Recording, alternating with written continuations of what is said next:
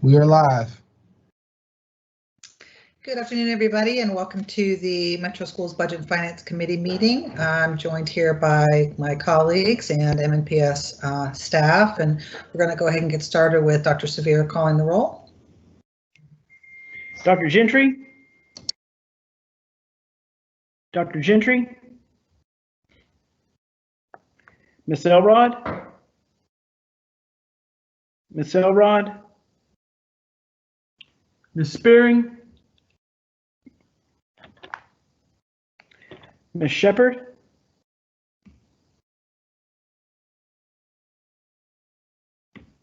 I see Ms. Shepard, but I don't hear Ms. Shepard. Here. Thank you, Ms. Shepard. Ms. Shepard's present. Ms. Buggs?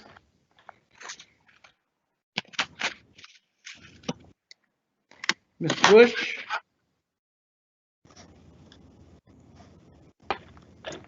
Ms. Player Peters? Here. Ms. Player Peters is present. Ms. Frog? Here. Ms. Frog is present. Ms. Poopa Walker? Here. Madam Chair, you have 4 members present. Okay, thank you so much. So we will go ahead and get started. As most people know, we had scheduled this meeting for this past Tuesday, but decided to push back the meeting to this afternoon because Mayor Cooper had decided to do his budget presentation on Tuesday as well. And so that gave us a little time to digest and reflect and plan based on his presentation and his submission of his budget. And so I'm going to go ahead and pass the baton now to Dr. Battle and Mr. Henson to go ahead and give us an update on his presentation and our plans going forward. Thank you so much. Thank you, Madam Chair, and thank you, board members, for convening this Budget and Finance Committee meeting so we can discuss the steps we are taking to address the fiscal challenges facing Metro schools for the remainder of the 2019-2020 fiscal year. Go ahead and pass the baton now to Rachel Ann is now joining. We also can start the discussion today about how we will address the flat budget allocation we're in line to get from the mayor's proposed budget. Thank you, Madam Chair, and thank you, board members, for convening this budget. I want to thank our finance team and the entire staff of MPS for ensuring we maintain a balanced budget as revenues decline to the dramatic slowdown of our economy caused by the COVID-19 pandemic. Everyone from the central office to our schools has worked hard to make sure we continue providing much needed services in a much different environment. Is now We've implemented as many fiscal constraints as possible without negatively impacting our workforce, so we can be prepared for the worst case scenario. Although the reality is that we still don't know exactly what our revenues are going to look like for the remainder of the fiscal year. So many economic factors are still to be determined, especially the timetable for our return to a more normal way of life. After Tuesday's presentation, we now know what is in the mayor's proposed budget to the Metro Council. The revenue allocation we would receive from the city complies with the maintenance of effort provisions in state law, but it is not aligned with the maintenance of effort budget proposal we've been discussing over the last few months. As you all know, maintaining the same effort from one year to the next can't necessarily be done with the same dollars. In particular, the board adopted a revised budget for the current year that dipped into our undesignated fund balance to implement a mid-year 3% cost of living adjustment for our employees. The board acted with the understanding that the revenue required to cover that recurring cost would be in the upcoming budget. That didn't happen, but there is no doubt that we will need to maintain at least the current pay rates for our employees, and that means we'll have to find savings in other areas if the Metro Council doesn't increase our revenue allocation above what is in the current budget ordinance. We'll also have to identify additional savings to fund other non-discretionary expense increases so we can maintain a balanced budget. That's before we get to any discussions about funding the priorities identified by this board to improve the services we provide for the students and families of MNPS. As you can see, there's a lot to consider in a short amount of time. Although it isn't something we are looking forward to doing, it will be fiscally prudent for us to provide you with a plan to adopt a budget that aligns with the mayor's proposed funding allocation. The ultimate decision on what budget to propose to Metro Council will be your decision as a board, and we will provide you with the necessary information and tools to inform that process. With that said, I would like to turn it over to Chris Henson to go through the numbers, and we can answer your questions after his presentation. Thank you, as always, for your leadership. Mr. Henson. Thank you, Dr. Battle, and can everyone hear me okay? Yes. Yes. Great, thank you. What we're going to do as far as the next agenda item goes is to sort of recap what has already been shared with the board members through Dr. Battle's board update regarding the current fiscal year 20, and the request from the mayor's office and from Metro Finance to reduce our budgeted expenditures as much as possible through the end of the fiscal year, which is June 30th, so that we can hopefully meet the revenue shortfall that we're experiencing through the end of this fiscal year. So I will ask Jamal if you would please pull up the slideshow.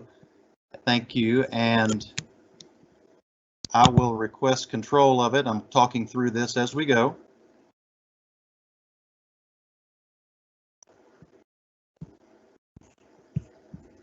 So Jamal, tell me how I need to advance this slide.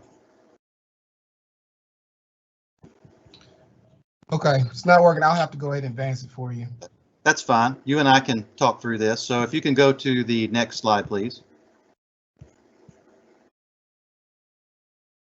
Thank you. So what we have here is our most current information as it relates to our reductions in the current year budget that we are estimating. At this point, we have an estimate of $52 million that we believe that we can save by achieving a number of things, beginning with the spending freeze, travel freeze, and hiring freeze, following along with what Metro government has done. This $52 million projected budget savings is a little different from the number that was shared with the board earlier, and it's based upon more current information that we have. We believe that there's the possibility that we could exceed this $52 million in projected savings as additional data comes in, but we feel pretty confident in the $52 million number. What we have done as far as our finance team, they have met remotely, but they have met with department heads, budget owners, and chiefs, etc., looking at line by line throughout the budget, how much had been spent and how much was remaining in all of the non-personnel expenses, expense accounts, as well as looking at any and all open purchase orders to see if they are needed, particularly as it relates to the fact that we did close schools. And so the first item, the 19 million, would be that various non-personnel costs due to the spending and travel freeze, again, made possible due to the fact that we were not in school. The next item, the 8.7 million estimate, as you may know, or I believe you do know, that the charter school per pupil amount is calculated based upon actual state and local revenue per pupil. And so if the local revenue is down, then the per pupil amount would be down. And so this is just the charter schools share or proportion of whatever the local revenue shortfall is going to be. And so we originally, of course, had projected our per pupil amount transfer to our charter schools based upon the original state and local revenue. And now as we work with Metro Finance to look at what the revised or adjusted local revenue numbers look like, there would be a reduction in the payments made to charter schools based upon those revised local revenue figures. And so right now, we believe that that reduction is around $8.7 million. We also received from Metro Finance some good news as it relates to our MDHA property tax increment, our portion of that. And so we had originally budgeted a little over $11 million for that based upon the information we received from Metro Finance when we were putting the current year budget together. And recently we received notification that that number would be reduced by approximately $8 million. So that helps with the budget savings to meet the local revenue shortfall. So if you could advance the slide, please. Thank you. We also have various reductions in personnel costs due to the hiring freeze, where we have unfilled vacancies.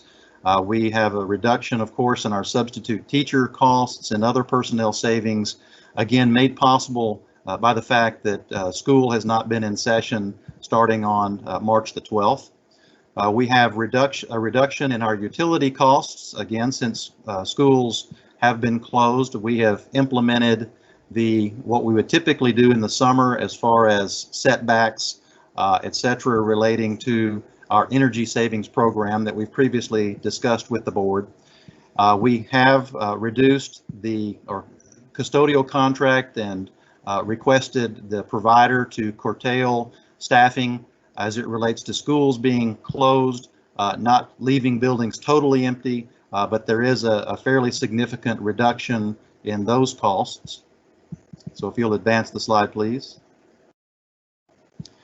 We also have a reduction in maintenance costs. If you'll go back one slide, please, Jamal. We have a reduction in maintenance costs, again, due to school closures, where we have really tried to implement the spending freeze as it relates to all areas, only those areas where we're providing services to our families and to our students.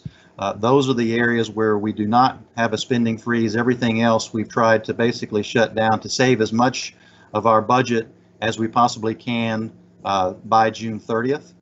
And then the remaining approximately $5 million, again, we're just going to continue to monitor any and all non-personnel expenditures. We have a fairly significant approval process for any purchases that are being requested that go all the way up to the chief level. And so we believe, again, that this $52 million in projected savings will be achieved, and we're hopeful that it could even be more than that as we move forward into May. Any questions? I guess if we could go back one slide, Jamal. Any questions as it relates to the current fiscal year 1920 budget reductions? Again, I know we have, this has been shared with the board previously, but we've not necessarily had a discussion as it relates to the budget reductions for the current fiscal year. Yeah, I'll just say that I think I can speak on behalf of the board and say that we are tremendously appreciative of your creativity and efforts to get to this 52 million number. This was a good faith effort upon request of the mayor's office to find savings where we could in this fiscal year. And so I guess my question for you, Mr. Vinson, does any of this carry forward into next year? What does this mean for us for going into the next fiscal year? Well, the vast majority of these budget savings are because schools are closed. And so therefore, we only had, I should have mentioned this at the beginning, we really only had 3 months remaining in our fiscal year when this process began, really at the end of March, which means we didn't have a lot of time to actually realize savings because the vast majority of the school year had already occurred. We also know that the vast majority of our employees are 10-month employees, and so they will roll off payroll typically at the end of May. So it really only gave us 2 months worth of consideration as it relates to what would be spent during the school year. And so the majority of these are related to school closures. And so looking forward, I'm sure that we will continue to look at these same kinds of things to see where we can make reductions for next year. But the majority of these are based upon the fact that school was not in session. Okay, I just want to, I want to note that if we are in and out of school, or we don't really know what's going to happen this coming school year, obviously there's a lot of uncertainty there, but I think that if school returns, and I guess we can have a conversation down the road about that, or when school returns, being in and out of school, it might be more costly when we come back in terms of what we have to do to accommodate for the virus. So I think it's unrealistic to anticipate savings if we have periodic closures next year. It's just my personal opinion. But anyway, I'll let you keep going. Okay, I'll be happy to see if anyone else has any questions relating to the current fiscal year 1920.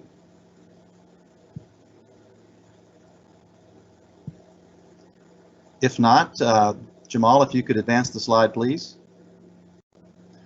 So we will now transition to next fiscal year, and I think it's very important to begin with this slide, and it's sort of a reiteration of Dr. Battle's earlier comments. We originally had an approved budget of $914.5 million. And then, as we all know, there was a mid-year 3% cost of living adjustment that was funded by our undesignated fund balance for that half year, since it was a mid-year. And so approximately $7.5 million was funded from our undesignated fund balance. It was approved by the mayor's office and ultimately approved by the Metro Council, which increased our funding allocation from $914.5 to $922.4 million. And what that did was, again, to allow us to provide that mid-year 3% cost of living adjustment for the second half of the fiscal year. The current budget proposal or funding allocation from the mayor that was provided on Tuesday afternoon has our funding level back down to $914.9 million, which is again a reduction of our current approved funding allocation. And so therefore, we're going to need to make $24.9 million worth of cuts or budget reductions in next year's budget. And we have a few other slides that will explain why that's the case. We've been discussing the fact, and as Dr. Battle indicated earlier, that just moving from one year to the next at providing the same level of service does require increased funding. And we shared that information during Dr. Battle's community budget meetings back in February, so that hopefully, and we also included that information on our website. At that time, the number was approximately 28 million that was needed to move forward, which would have taken our $922 million budget up to $950 million. That number again is now approximately 25 million as opposed to 28 million, but these are things that we have been discussing for the last several months. So Jamal, if you'll advance the slide, please. Unknown participant is now joining. So what we've got here, and we do have this. Unknown participant is now exiting. We do have this information in the same format that you're familiar with as far as the summary of changes. We have this broken down in two slides a little later so that you can see this more easily. But we do want to provide the full page here, so if you can read it, you can kind of see what we're looking at as it relates to the 24.9 million. We Unknown participant is now joining. Some reference information, how much a step increase cost, as well as how much a 1% cost of living adjustment cost for our certificated employees, as well as our support employees. If you take these together, the step increase is approximately $8.2 million. The 1% raise would be approximately $6 million. This information that you have here on the summary document does not include any pay raise moving forward to next year and still requires the $24.9 million reduction. So if we can go to the next slide and look at the employee compensation portion of this page.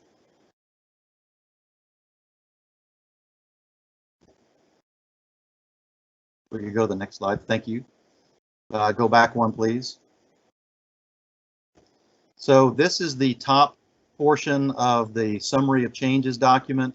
What we have done is to show the current the $914.4 million budget that was originally approved, and I'll walk through each of these with you.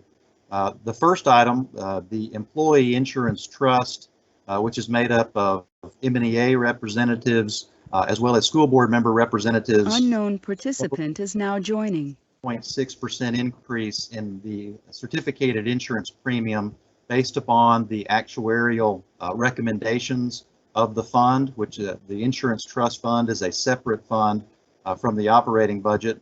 And so the increase required was approximately $3.8 million based upon that action. As you know, we pay 75% of the premium for our employees, and the employee pays the other 25%.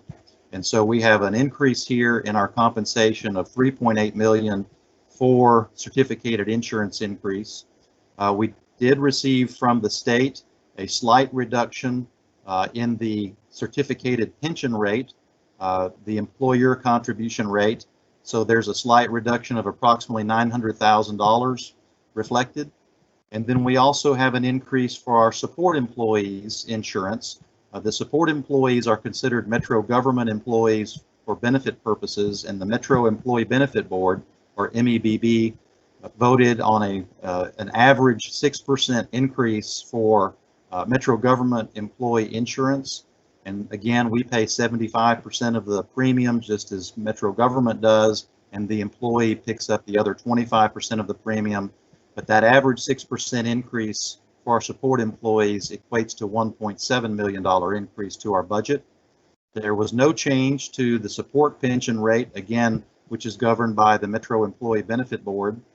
And then the big one here is to continue the mid-year 3% cost of living adjustment that was provided this year, again funded for half of a year by our undesignated fund balance, costs approximately $15.1 to $15.2 million moving forward, because we used our fund balance for that purpose for the second half of the fiscal year, with the understanding that we would receive additional revenue to provide that on a full year basis for the current year.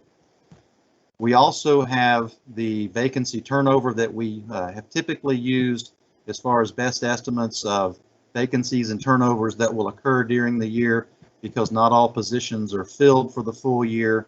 And then we also have turnover where employees leave and new employees come on board, and that changes the payroll for those positions. So we've reflected that here. Total employee compensation would be $16.7 to $16.8 million. Again, this is mainly made up of the $5.5 million increase in insurance and the $15.1, $15.2 million increase to be able to continue the 3% cost, the mid-year 3% cost of living adjustment that was provided this past January, that would continue on through the full fiscal year next year. And so I'll stop there and see if there are any questions as it relates to the employee compensation portion of the summary of changes document. I have a question. Okay. All right.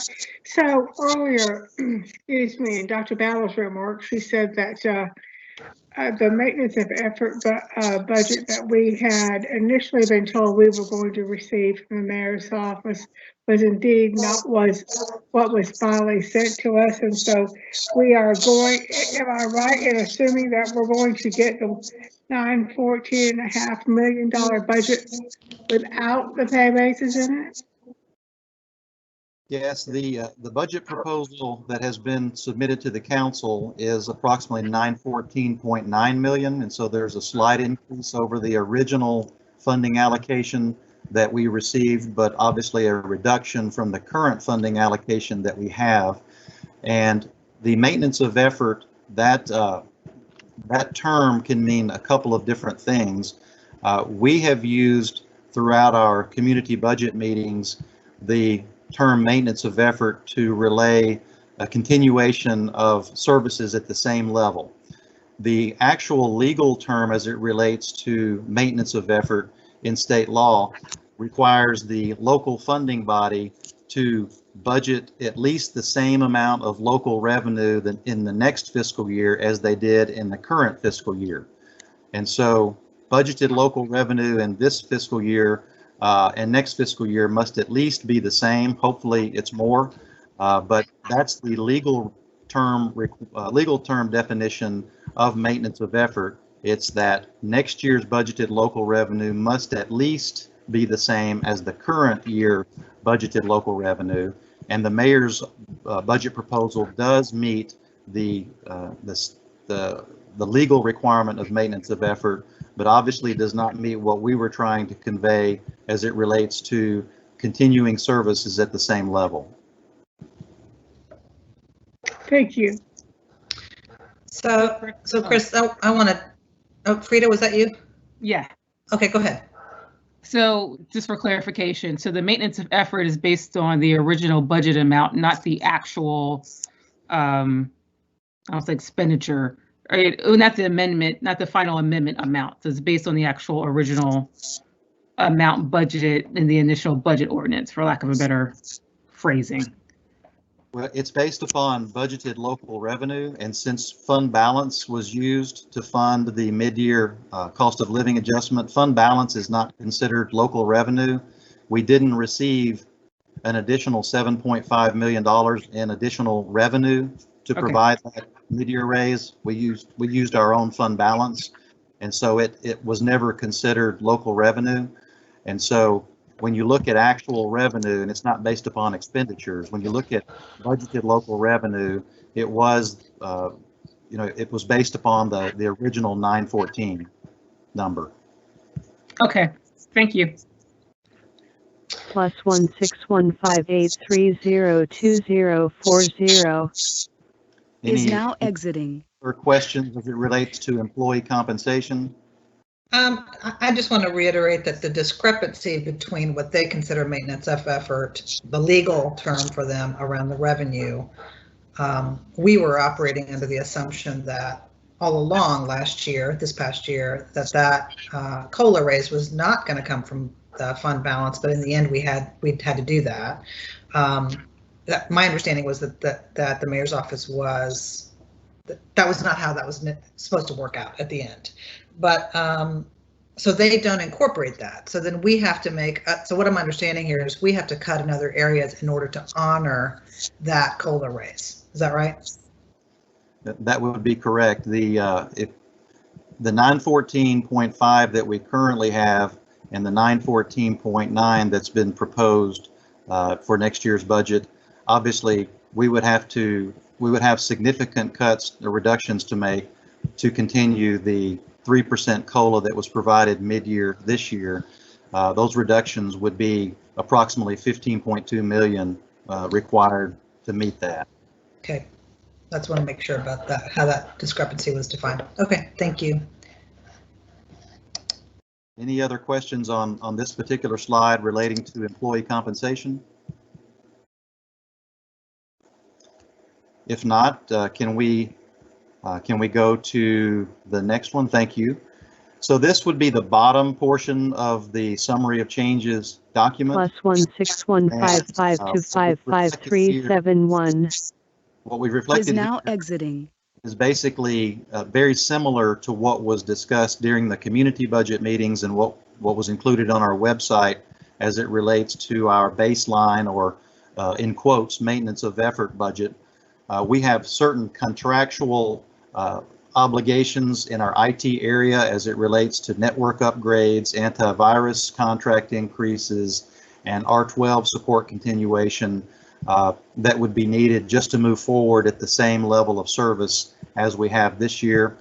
This is the same number and the same description that we've used all along, going back to February. We also have, as you remember, the continuation of those 22 pre-K classrooms that were originally funded for 4 years from the federal pre-K expansion grant. That grant ended this past December, and so in last year's budget we budgeted for half a year. Since the grant ended in December, we budgeted for half a year to be able to continue those 22 pre-K classrooms for this year.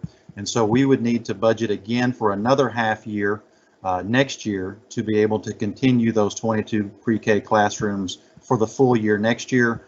The cost of $1.6 million. Unknown participant is now joining. Item that has been on our listing since back in February when we had our community budget meetings. The next item is basically just based upon the fact that we know that we're going to have an enrollment increase for our English learners. And so the projection that we have for the increase in our EL students would require additional teachers and would require additional dollars through the student-based budgeting formula, because as you know, there is a fairly substantial weight in the student-based budgeting formula for our English language students. And as we have an increase in our EL enrollment, to be able to provide the same level of service to those students, we would need to have an additional $1.2 million that would go basically directly out to schools through their student-based budgets so that we can meet the state of Tennessee class requirements, teacher-student ratio that's been established. I won't touch on the next one since it's small, but if anyone has a question on it, we can get back to it. The next one would be the Metro IT internal service fee. We did not know what this number was going to be until fairly recently, so this was not included in any of the discussions that we had back in February, but you can see this is a sizable increase coming to us from Metro government. Unknown participant is now joining. That Metro performs on our behalf to the tune of an additional approximately $1 million. The next item is our career ladder. As many of you may know, Career Ladder was closed to any new entrants a number of years ago. This is state flow-through funding, so we have estimated a reduction in state revenue of $300,000, as well as a corresponding reduction in our expenditures for Career Ladder payments to Career Ladder teachers of $300,000. This number will continue to decrease over time because, again, there are no new entrants coming into the program, and as Career Ladder teachers retire or leave the district, then this number will continue to come down, but it's also offset by a corresponding $300,000 reduction in revenue, state revenue. I'm going to skip the next one again since it's so small, but if anyone has a question, please feel free. The next item, Custodial and Grounds. This is based upon the new contract that the board approved on Tuesday evening. There is a decrease in the cost of the custodial contracts of almost $1 million. There's an increase in the cost for grounds maintenance of approximately $500,000. And so this is reflecting in year one what the net change would be for Custodial and Grounds, which is a savings of approximately $500,000. The Metro water rate increase is something that we've been discussing for a while. It was included in our budget amendment that the board approved in December, and then we also will have another increase in the Metro water rate. This $1.1 million has been included in our discussions going back into February, since that was something that was known back at that time. Moving on down the list, there are a couple of fairly small increases that come to us from Metro for the radio shop, for injured on duty for employees, as well as building and contents insurance. All of those numbers come to us from Metro Finance, and you can see what those increases reflect. The next item would be a decrease in the property tax refund, the MDHA property tax refund. This is a decrease from the original current number that we received. So we were moving forward with the same level, and then we received fairly recently news that the MDHA transfer for that property tax refund would be reduced by approximately $5.3 million. So we have that reflected here. The next item would be the student-based budgeting allocation increase. This is based upon increased enrollment in our schools that participate in student-based enrollment. And so this is basically just making sure that schools continue to have the same level of purchasing power as they do next year as they do this year. And so that requires an increase of $2.6 million, again, that would go directly out to schools through their student-based budgets. And then we've reflected the operating budget savings estimate for the board-approved consolidation of Graymar into Jerry Baxter. And so you can see this is basically just rerunning the formula after the consolidation, and there is this savings of approximately $440,000 in the student-based budgeting by consolidating those two schools. Again, the board has already approved. And then the last item on this list would be our charter increase, mainly based upon projected increase in charter enrollment. We have a number of charter schools that continue to add an additional grade. And so as charter enrollment continues to increase, and there's a slight increase in the per pupil amount, we have to reflect that increase in our budget, because these dollars would be transferred to charter schools based upon the per pupil amount and based upon their actual enrollment. This number has come down quite a bit from what we had originally proposed, because we originally were assuming and or hoping that we would receive additional local revenue, state and local revenue, which of course would increase the number, but we're basing this number on the relatively flat budget, flat revenue budget that the mayor has recommended to the council. And so that increase is approximately $6.5 to $6.6 million. And so when we look at the combination of employee compensation increase, of course, the majority of that being the current mid-year 3% cost of living adjustment that was approximately $15.2 million, as well as the insurance increase and these other items that have a net increase of approximately $8.6 million. You can see that the total additions would be $25.3 million. If we were to receive the $914.9 million funding level that has been recommended by the mayor, we would be required to cut $24.9 million from our current budget to meet that funding allocation that's been recommended. And again, I'll stop there and see if Dr. Battle wants to add anything to my comments, and then of course open it up to any questions. Thank you, Chris. I don't have any additional comments at this time, but as you've already mentioned, this will be a great time to pause for questions from board members.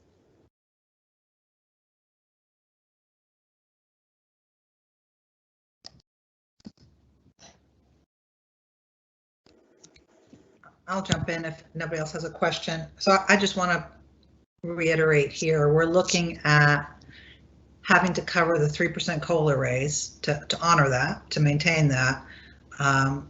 In doing so, we have, with all these other expenses that are sort of required, we're having to find almost 25 million in cuts for next year. Is that the bottom line we're talking about here?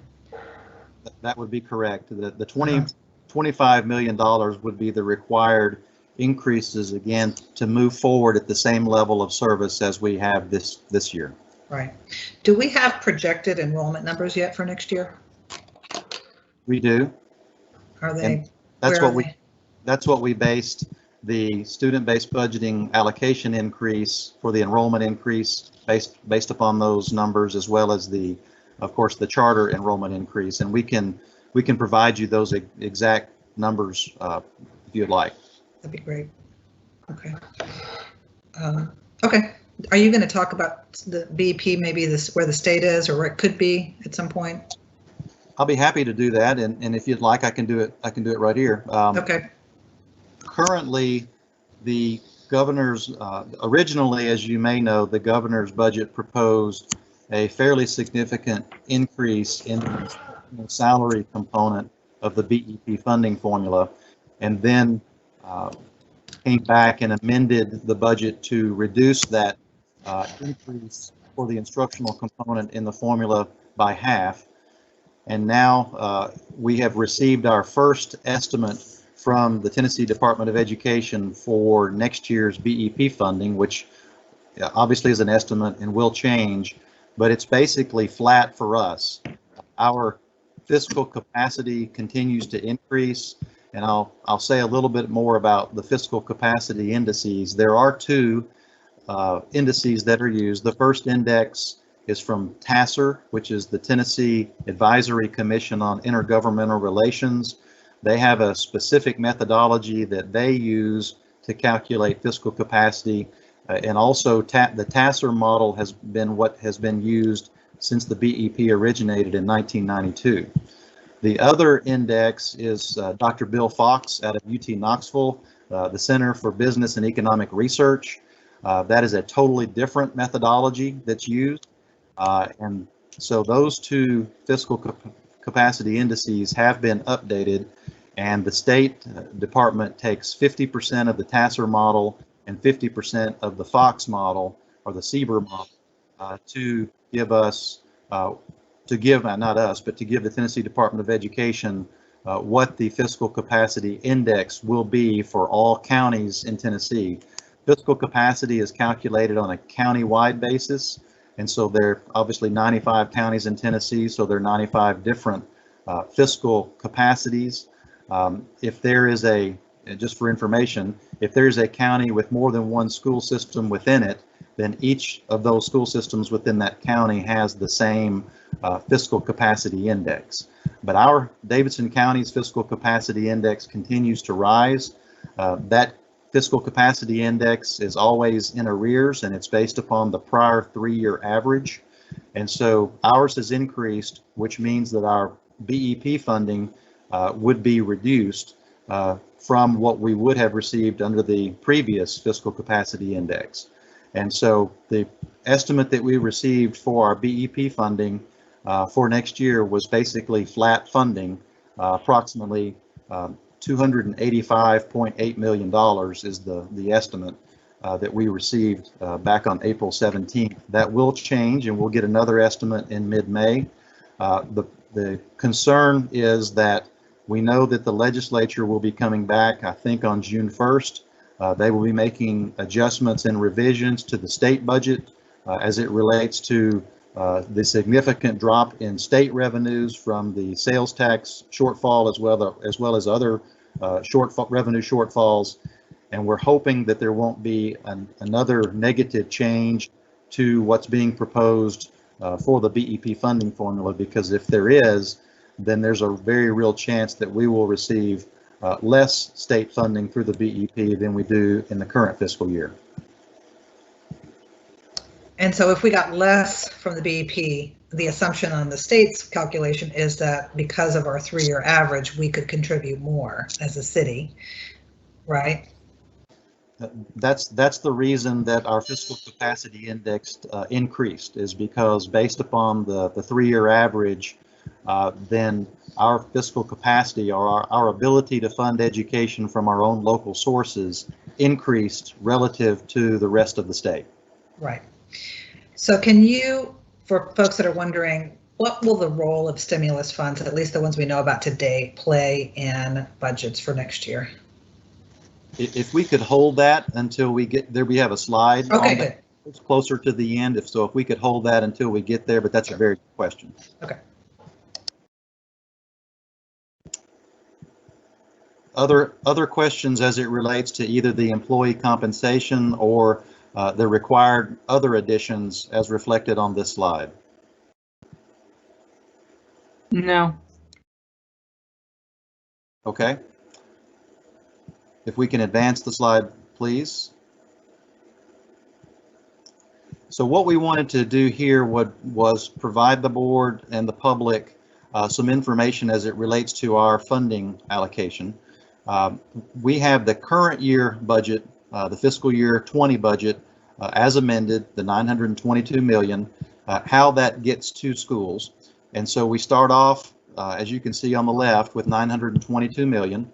And then we originally had an $11 million charge for that MDHA property tax refund number. And so that is reduced from our 922.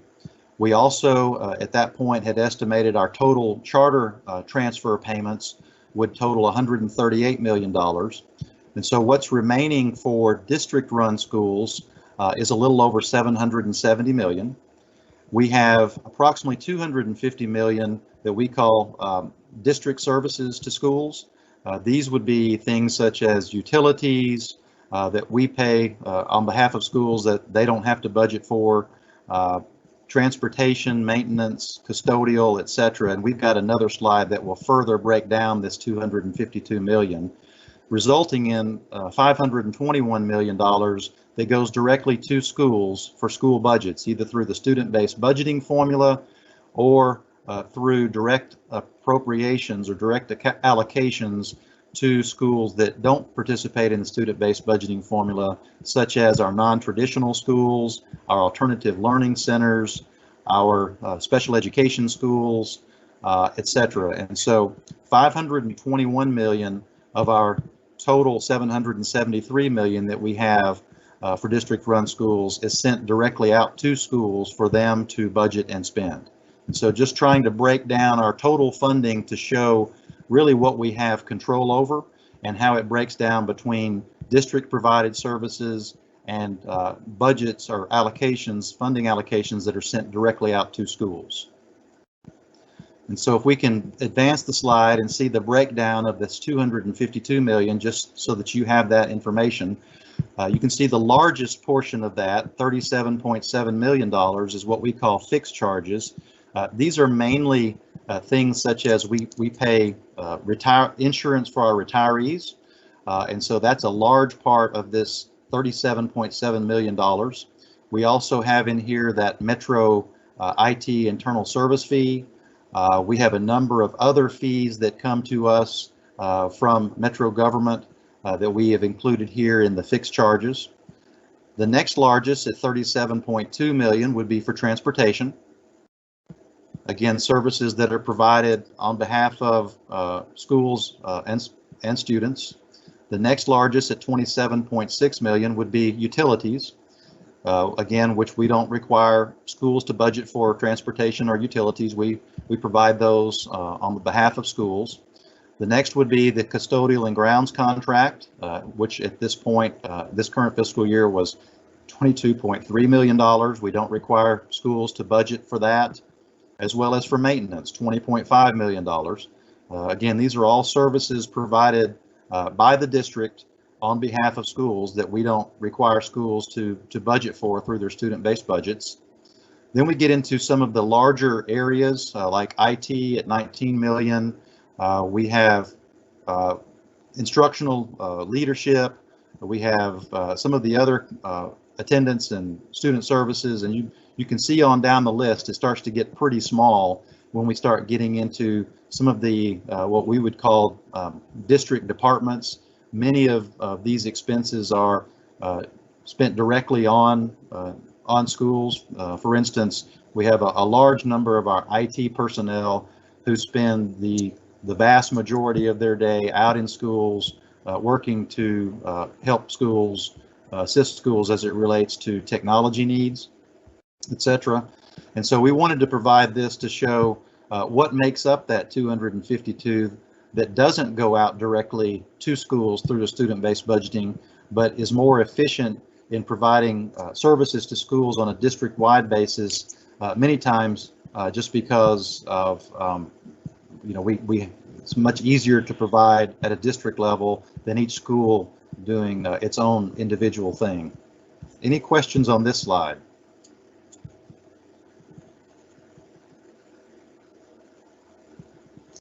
Okay, and a lot of these are provided at a district level just because of economies of scale that we can achieve by providing it at the district level. Chris, I have a question. This is Frida. Okay. With the fixed charges, when you mention insurance for retirees, it's that like, for lack of a better phrase, like a gap insurance until they reach Medicare. No. Yeah. Yes. Medicare age. So is that what we're covering until they qualify for that? Yes, that's correct. And Okay. based upon years of service, we do continue to provide insurance and pay 75% of the premium for our retirees until they do reach that Medicaid age.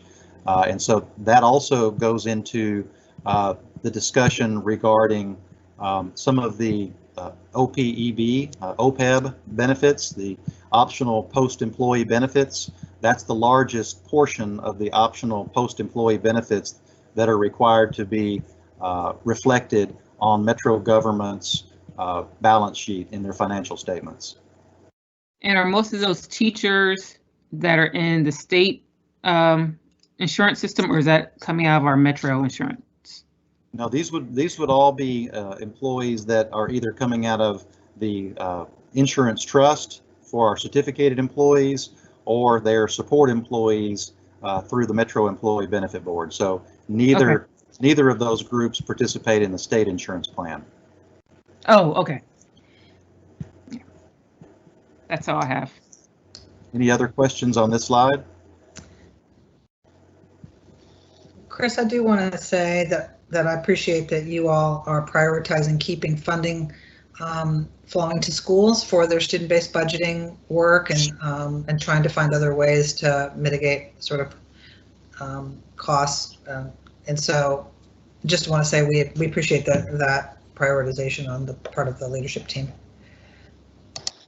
Great, thanks. And we have attempted to increase the funding through the student-based budgeting formula each year for our schools since we implemented student-based budgeting now over 5 years ago, and mainly through increases in either the weights or increases to the base weight that applies to all students. And so we have made improvements over time, particularly in the area of our English learners, where we have increased that weight fairly significantly over time. Yeah, I think that's really an important note to make here, that we have really tried to adjust and adapt for serving the students that we actually have. And I think that's really important. One other thing. I have one more question. Let me just, if I could add one more thing to that comment. We did increase also by adding an additional poverty weight recently. And so that was another part of the improvements that we feel we made to the student-based budgeting formula, again, to provide more equity in how resources are distributed out to schools based upon individual needs of students that attend those schools. I'm sorry, Miss Blair. So for example, for like information technology, instructional leadership, is that programming, and then the salaries of the district office or central office that would cover in that thing, would that be covered under district leadership costs? Does that question make sense? It does. Some of these, there's a combination of funding that does go directly out to schools, but is distributed on a district-wide basis, district-wide level. But it does include for each of these areas any district office employees that are in these particular areas. So it would pick up any of the expenses in any of the budgets for these particular areas. Okay. Okay, thank you. Sure. Any other questions on this slide? If not, can we go to the next one, please?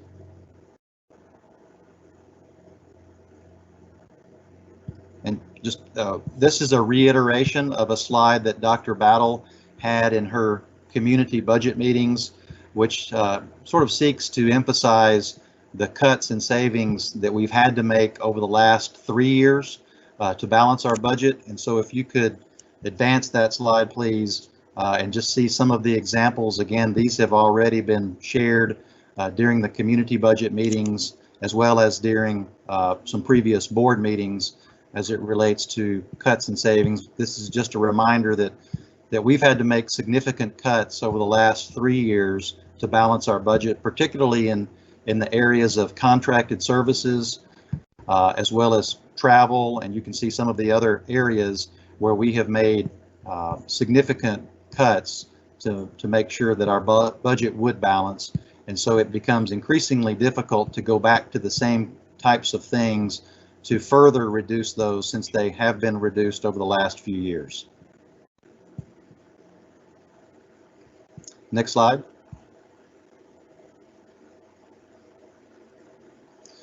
And this is just a reminder of the board's original budget priorities, those 7 budget priorities. I don't know if you can see this or not. It's blurry on my screen. But the intent is to show, of course, the top one being employee compensation. The intent is to show what the board had identified as their budget priorities in a previous board retreat. And again, this slide was a part of the community budget meetings that Dr. Battle held. Next slide.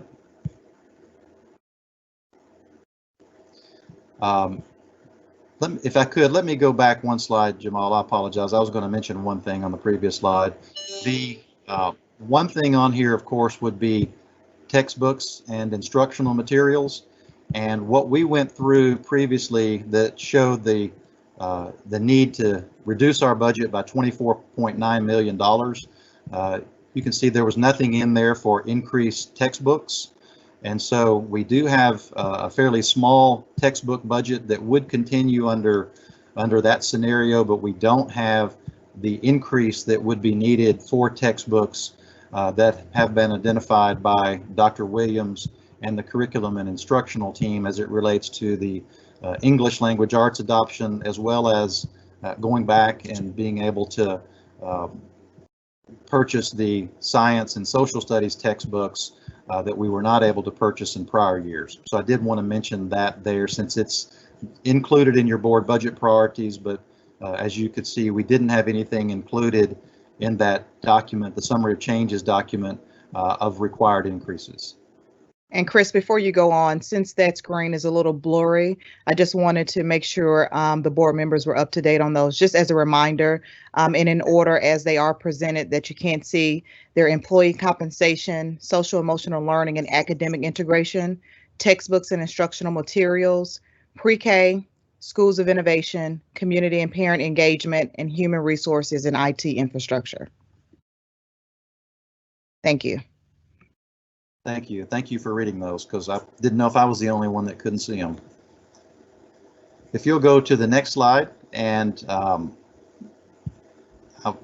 hoping, Hank, are you able to speak to the CARES Act? This was a question that Chair Pupo Walker had asked, and we, as you can see from reading the slide, we've received very little guidance, but I did want to give an opportunity for Hank Clay to provide some information, since the CARES funding will flow through the federal programs and grants fund. Yes, Chris, thank you. So as you can see here on the screen, we have here about $26 million is going to come directly to Mmps. A portion of that has to be distributed to non-public schools and potentially to charter schools, depending on the guidance from the TDOE. But Nashville as a whole will receive $26 million. In addition to that bucket, there are a few other buckets of funds related to the CARES Act that we might be able to apply to. The governor has some funding that can be split between K through 12 education and higher education, and we hope to get an update on how he plans to allocate that and what we might be able to apply to for those funds. In addition to that, the State Department of Education was allowed, and they did, to retain about 10% of their overall state funding, which coincidentally also equals about $26 million that they can allocate from through state grants. And so we'll be eagerly awaiting to see what guidance they give on that and apply for those as appropriate. Additionally, at the local level, the city was given several million dollars to allocate to help with addressing the needs of COVID. And so we are working with the mayor's office to determine if we might be able to access those. Out of all of those, $26 million MMPS it's expected to receive directly has the most flexibility. In most federal funding, there's a issue where you cannot supplant current funding and instead have to add to it. This removes that requirement, and you can replace some existing funding. They keep on pushing back when they're going to give that guidance. It was recently pushed back from May 7th to May 18th, and the soonest that we would have allocations is on June 30th. However, we believe that we can use up to 20% in the current fiscal year, which of course would equal about $5 million. You see there uses that would be allowable.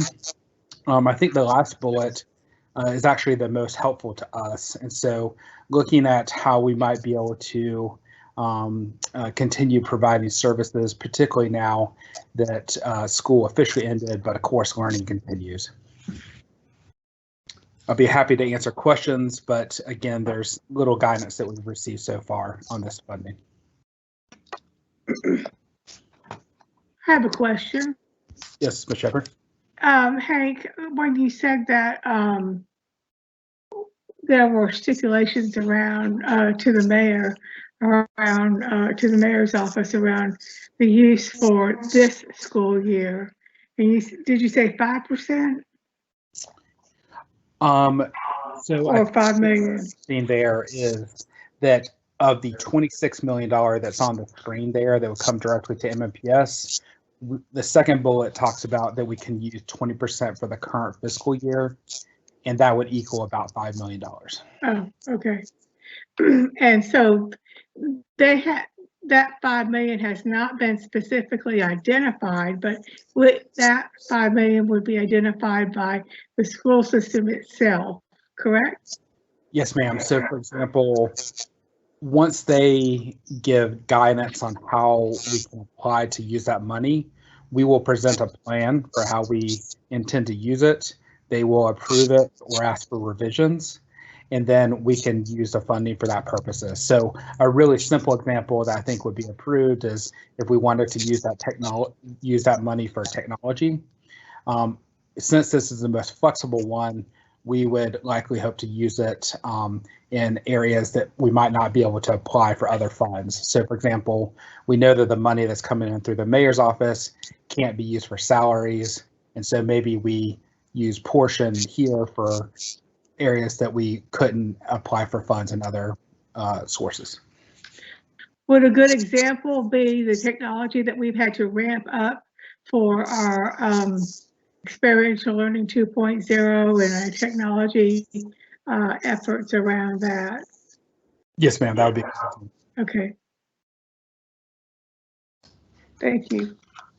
And obviously the more that we can replace expenses that we would have already had to incur, the better it helps our overall budget and essentially replaces some local revenue.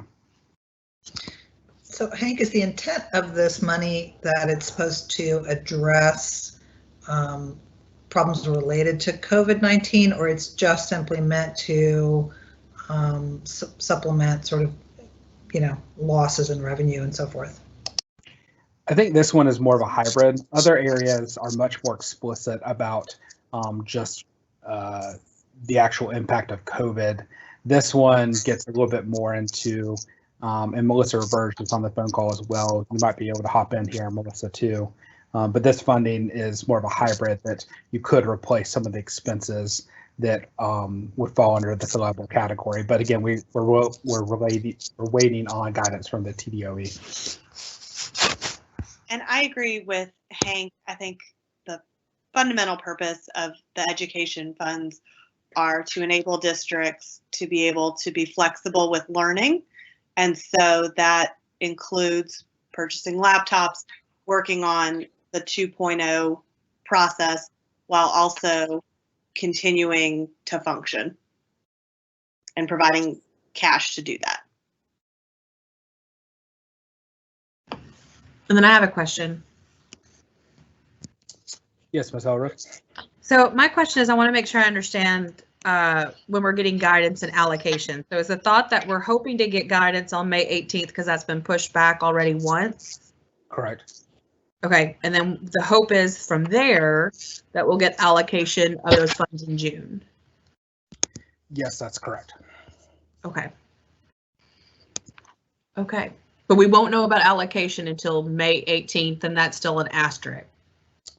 We won't know about, we do know about allocation. It's 26 million. But we don't know if that's happening in June or not.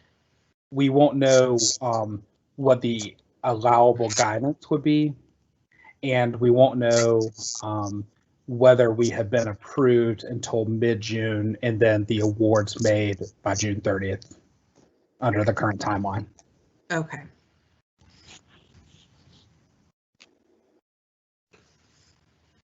Okay, thanks.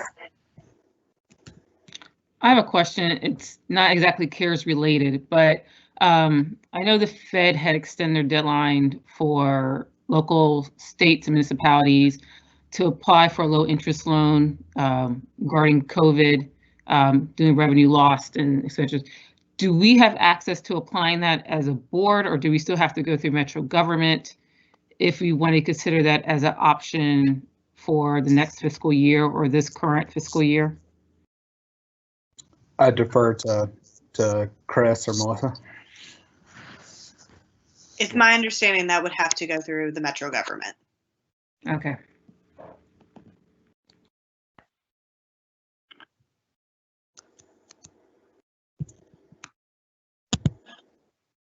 Any other questions as it relates to the CARES Act?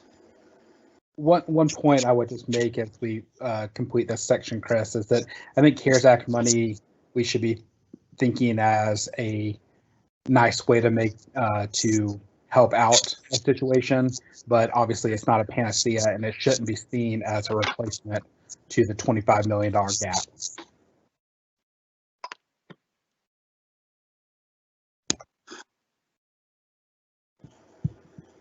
If no other questions regarding CARES funding, I believe the next slide is just a questions slide, so we can advance it and leave it there to see if there are any other questions that relate to the PowerPoint presentation before we go back to the agenda.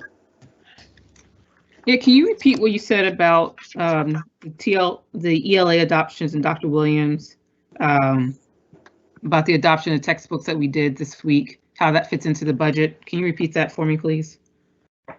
Sure, I'll begin and then defer to Dr. Williams, but originally we had been discussing the estimated cost for the ELA adoption, textbook adoption, which is probably the most expensive textbook adoption that we have. And so we had been looking at what would be required to provide a new ELA textbook to every student, as well as all of the supplemental materials that come along with that, in addition to backfilling what we weren't able to provide in previous years for the science adoption and the social studies adoption. And so that's sort of what we had been discussing. We, of course, in the required increases summary of changes, we didn't have anything included there since it's not actually required, but wanted to just point out the fact that we would still have the same textbook budget as we do currently under that scenario. So Dr. Williams, do you want to speak a little further to that if you're here? Yes, sir. Thanks, Chris, and thanks, Ms. Blair-Peters, for the question.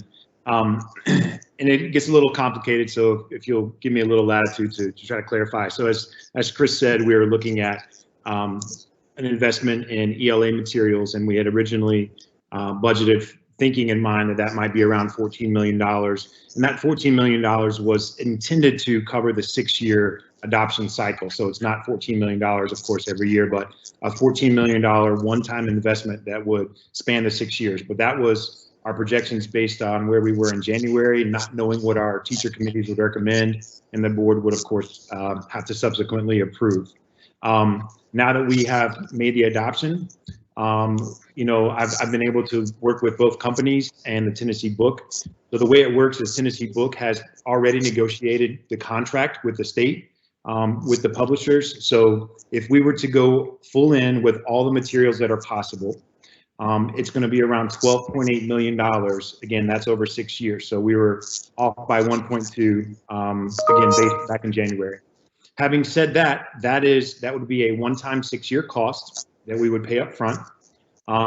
And that is if we got all the materials that would be available. And the reason I want to get into the details just a little bit is for clarity, is you have different package options, right? We could get consumables versus hardback. We could get hardbacks plus a digital online asset component. We could have to get teacher materials. Do we get teacher materials and the online teacher materials, one or the other or both? So within that 12.8, things will likely come down based on what the board's final approval is for the allocation of the textbooks. There are also one-year costs. So instead of paying one time for 6 years, that could come down considerably if you pay annually. But just like anything else, when you pay things over time, you end up paying more over the 6 years than you would if you paid all at once. And so I want to just clarify some of those details. The other thing, as Chris mentioned, we were considering backfilling. We had purchased class sets for social studies and science, and we were looking at making those whole so that every student had access to his or her own textbook. And then the third bucket, I would be remiss if I did not mention that there are always other annual costs built in. For example, the CTE adoption, our advanced academics courses like Cambridge and IB and AP don't follow the same state adoption, so that's an additional cost, as well as other consumables like our handwriting books and our arts books that students use that are consumable that require replacement costs every year. So those are all the things that we work with. So the way we go about approaching this is obviously we want to make the most efficient purchase that we possibly can based on the board's allocation for the textbook budget with all of these things in consideration. Okay, so for the backfill, how much would it cost for the backfill, or is that included in the 14 million? That was not included in the 14 million. I think we came to that to be somewhere around $3 million to go back primarily focused at the 6th through 12th grade level for science and social studies. We've been in class sets the last 2 years, 2 years ago for science and last year for social studies. And that $3 million would essentially allow us to go from take what we've already purchased, right, invested in class sets, and just make up the difference for every student to have his or her own book. And for the consumables, like the handwriting books, the art consumables, I'm assuming that wasn't included either. And then what's the average cost or estimated cost for the consumables also? Right. For the consumables, for again, the arts books, the handwriting books, also advanced academics and CTE were all lumped into that third bucket, was around $800,000. Okay. Thank you. Yes, ma'am. And Dr. Williams, you may just want to mention what is currently in the budget for textbooks that would remain unless it were changed for next year. Yes, Chris, thank you. So the if we were going on what the board had approved last year to just simply carry that same amount over, it was $3.8 million. So significantly less than what we were, of course, hoping for and thought we might need to fully invest and fund our books. But again, that's where we go back and work with our publishers, work with our teams to make the most efficient way to distribute those as efficiently and effectively as we can. So all in, if we were in a perfect world and we can write a blank check for textbooks, ideally we will want roughly about 18 million, 14 million for the LEA adoption, 3 million for backfill, and then 800,000, which I'm rounding up to an even million for the consumables. Yes, and it'll be slightly less than that because again, the 14 million was our original projection back in January, and now that we know what our selection is, it's 12.8. And again, that would be a one-time investment that would span the 6 years. In other words, that's not a recurring cost. Okay. So it's safe to assume that the consumables is considered a recurring cost that you basically have to work in every year because they're one-time used. Right. And the backfill would be a one-time cost because we're just backfilling for things we never funded or didn't have the opportunity to fund in the past. So that's really out of that total 18 million, roughly the 17 million is only a one-time cost over a spent period of time, but then the 800,000 is the continual annual cost that you have to consider for consumables.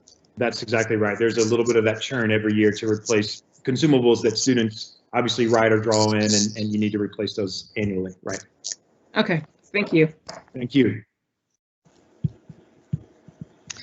But David, every year we have an adoption. So every year we have textbooks that we have to purchase. Yes, ma'am, that is correct. And I wanted to clarify for the board and anyone listening that this year is ELA, and as Chris said, this is certainly going to be the top one that we engage in. This is certainly a K-12 expense, whereas if you think about CTE, that's going to focus in high schools on a much smaller scale. This year for CTE was criminology and criminal justice.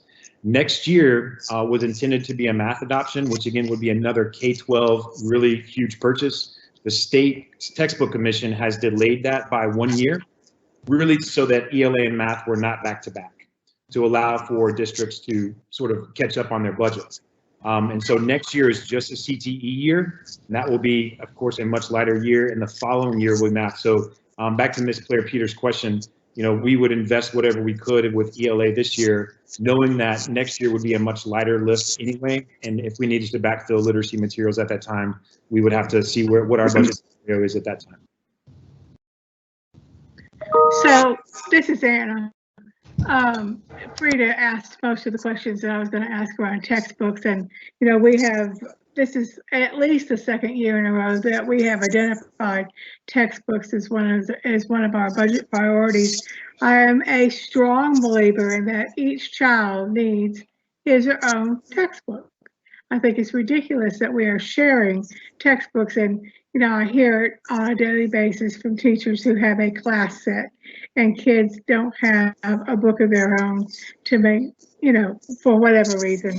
So, she did the math for me, and it's $18 million on textbooks. And I remember making this plea last year in front of the council and in front of the mayor. So, we really need to quantify these 7 different budget priorities and, present that to our funding source. I think that they need to know what our real struggles are on a daily basis in front of our kids or MMPS. I mean, the fact that, we don't pay like we should, the fact that we're going to have to find monies to cover a COLA that we promised would be ongoing, not just for 6 months.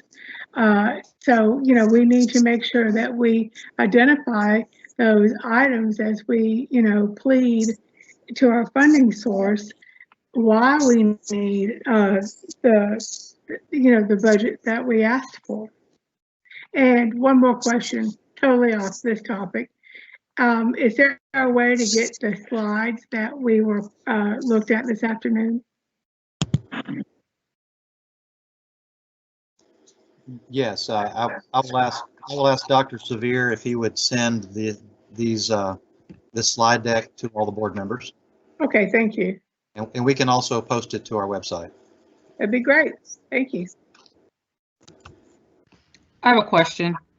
So on Tuesday, we voted on to have the ELA adoption contract or cycle be 3 years, correct? For K-5, yes, ma'am, that is correct. For K-5, okay. So in 3 years, we're going to have to consider another adoption for LEA for English language. And right. What other, what is scheduled to be the other textbook adoption at that same time also for that time too? So there would be a moderate chunk, for lack of an elegant way to put it, on top of another large expenditure for the next adoption come year 3. Correct. And to answer your question directly, it's a science adoption year according to the state's cycle. And that again is another K-12 subject. So K-8, and then of course you have your biology, your chemistry, your physics, environmental systems, etc. And so that would happen concurrently if we, engage in another ELA adoption at that time. So the other thing I would mention again is based on how we structure the cost with our publishers to be 1 year, because it's either really 6 year or you pay 1 year at a time. There's an upfront investment, because once you purchase, of course, the teacher materials, those are durable goods, and so they would last, in perpetuity, to be honest. And so there's a heavy 1 year upfront cost that we would invest in, and then if we change course, that we would just have to cross that bridge at that time. Okay. I had another question, but it escaped me. I'll come back. Yes, ma'am. I had a question. This is Rachel Ann. I had a question for you, Dr. Williams. Yes, ma'am. So on the backfill that we're doing for science and social studies, I think you answered the next adoption for science is in 3 years. Is that what we just said? 22-23 to go into schools the fall of 23. Okay. And then when is the next one for social studies? I believe it's the year after. Okay. 23-24. Okay. I remember my question now. So what's the deadline for you to know or to negotiate the cost if we somehow could come up with the other, the 12 or let's say ideally the $14 million, bring it down $12 million, to make a difference, I guess, in talking the contracts and with the state and with the publisher. Ideally, what's the timeline you're under to make a final decision to purchase to go into next school year? No, great question. And the way it works with textbooks is slightly different than any other contracting procurement that we may establish. The textbook selection is again combined with the board approval and then the budget approval. And so those two things are essentially the approval by the board to engage in contracting with Tennessee Book. The Tennessee Book has already established contracts with the publishers at the state level, and we're essentially purchasing off that. The allowance, though, that we are afforded is that we can purchase as early as June 1st using FY21 funds. And so what that allows us to do is gives us that extra month, so to speak, to make sure that we have placed the order, shipment is delivered, and we can distribute to our schools, rather than waiting till July 1st to go ahead and distribute those funds. So we can, again, we can go ahead and execute a purchase as early as June 1st, no later than that with Tennessee Book, so that we have that extra month to order, receive, and distribute to our schools, so that by the time school starts, they're already in place for schools. The other thing that I would add is that the sooner the better, because once we can get those materials, the quicker we can begin our professional development for teachers and not have to wait until July or even closer to the school year starting. Okay, I'm going to jump in and move us forward here.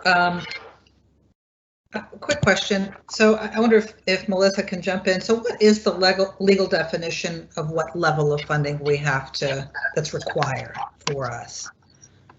How's that defined? That is the maintenance of effort statutes that Chris Henson referenced earlier. It is a dollar for dollar bottom line amount. Okay. And I have the state board, their spreadsheet that they use for the last 2 years. I'm happy to send those to the board. That'd be great. Other quick question. So in the past, we have covered the cost of AP testing and advanced placement and IB and all that good stuff for students. Is that in the budget this year? Did we do that this year? This is Dr. Williams. I will say yes. That was submitted in our budget in Allaview this year. Yes. Good. Is that going to be covered? Is that? Are you talking about for next year? For next year, yes, it was budgeted for next year, and we are still intending to pay for the test this year, this May. Okay. Yes. Great. I want to just kind of do a little quick summary here. So, and put some facts on the table for my colleagues and for anybody that's tuning in. And I want Chris and anybody else to jump in and correct me if I'm wrong. So at the bottom line is we have to cover ourselves that 3% raise that we promised to our personnel. That is on us to do that, to make the cuts necessary to make that happen. It's also true that we will not be giving any raises to any employees this year. Is that correct? Well, the information that I shared as far as the required increases did not include any pay raises for the next year. Yep. If in fact one would be considered, then that $24.9 million that we have to cut would be increased by a corresponding amount. Got it. Okay. And so a 1% pay raise is equal to how much money? $5 million. $5 million. It's $6 million. 1% pay raise for all employees is $6 million. A step increase for all employees is $8.2 million. Okay. So we're not right now looking at either one of those options, and we're still 25 in the hole, right? That's correct. The 24.9 million that we have to reduce does not take into consideration any increase in pay for next year. Okay. I also want to just note for the record that our number 2 priority this year was around additional funding for social emotional learning, and that is not increased in any form or fashion this year as well. Is that correct? Correct. The only items that we have included on that summary of changes would be those that are reflected there that we would consider to be increases required to move forward at the same level of service, not increasing the level of service. Right. So what's next here? So now the council needs to take up the mayor's budget. So just for the general understanding of the universe, council now has to do what? Lay that out for us. Yeah, I'd be glad to. And Jamal, if you could take us back to the agenda, please. Our budget hearing with the Metro Council has been set for May 21st at 4:30 in the afternoon. And so we will be responding to some questions that have been provided to us, as well as all other Metro departments from Chair Mendez that we will be responding to. And then that, like I said, that budget hearing is scheduled for May 21st at 4:30. And then from then on, the council will consider the overall Metro government budget as recommended by the mayor and ultimately vote on a Metro government budget by the end of June, which would include our funding recommendation, our funding amount. Okay. And so just to be clear, council cannot change the revenue estimates, but they can, for example, opt to perhaps even change the property tax increase rate, for example, what's within their purview in order that where we could see some leverage here. And I will ask Melissa Roberge to help me to be sure I'm accurate, but my understanding is the Metro Charter gives the authority of estimating revenue to the Metro Finance Director. And so once those revenue estimates have been submitted, the council cannot change the revenue estimates. And so really the only areas that the council can change would be how the money is split up within the revenue estimates that have been provided, and or increase the property tax rate, or decrease, of course, but increase the property tax rate over and above what's been recommended by the mayor. So the mayor's budget is based on the property tax increase that he proposed? That's correct. So if council decided they wanted to do less of a property tax increase, we would have to come back and adjust. Well, it would depend upon how the council, how they divvied up the property tax rate. They could decrease what was recommended for us, or they could keep us the same and decrease in another area. So that would really be up to the council. Okay, that's great. I don't have any other questions. Do any of my colleagues have questions? Chris, this is Anna. You said May 21st at 4:30 was our meeting with the council? That's correct. Okay. It will, I assume, be a remote or virtual, but the date is May 21st at 4:30. Okay, thank you. Okay, last call for questions or comments. I will just go ahead and raise, if it's okay, Ms. Pupo Walker, when we talk about budget calendar moving forward, at some point we would want to talk about when do we want the board to approve a budget proposal for the council. Of course, we only have one more scheduled board meeting between now and the budget hearing with the council, which is May 12th.